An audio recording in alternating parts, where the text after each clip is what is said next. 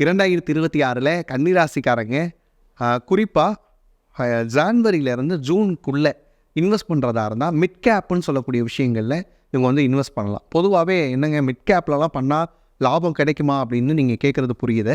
Mid கேப்பில் வந்து இந்த வருஷம் ஜான் டு ஜூன் இருக்கக்கூடிய காலகட்டத்தில் கன்னிராசிக்காரங்க எந்த ரிலேட்டடாக பண்ணணுன்ற நான் சொல்லிடுறேன்.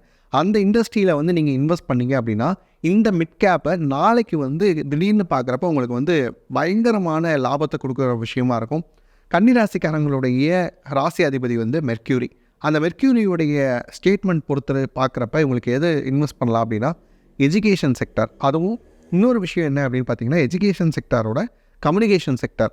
இன்னொரு விஷயம் அப்படின்னு பார்க்குறப்ப இந்த ஃபுட் ப்ராசஸிங் செக்டார்ஸ் இருக்கும் இல்லையா, ப்ராசஸ்டு ஃபுட், அந்த செக்டார்ஸில் வந்து இவங்க வந்து என்ன பண்ணலாம் அப்படின்னா இன்வெஸ்ட் பண்ணலாம். ஏன்னா இவங்களுக்கு எது பாதிப்பாகும்னா ப்ராசஸ்டு ஃபுட்டு சாப்பிட்டா பாதிப்பாகும், அதில் இன்வெஸ்ட் பண்ணால் இவங்களுக்கு வந்து பாசிட்டிவ் ஆகிரும். இதுதான் உங்களுக்கு இருக்கக்கூடிய ஒரு முரண்பாடுனே சொல்லலாம். நான் சொன்னேன்ல கன்னிராசிக்கு இந்த வருஷம் வந்து ஒரு விதமான காம்பினேஷனான ப்ரெடிக்ஷன் இருக்குது அப்படின்னு சொல்லலை. அதுதான் ப்ராசஸ்டு ஃபுட்டு சாப்பிட்டா இவங்களுக்கு வந்து பிரச்சனை ஆகும், அதுலேயே இன்வெஸ்ட் பண்ணாங்க அப்படின்னா பாசிட்டிவ் ஆகிரும்.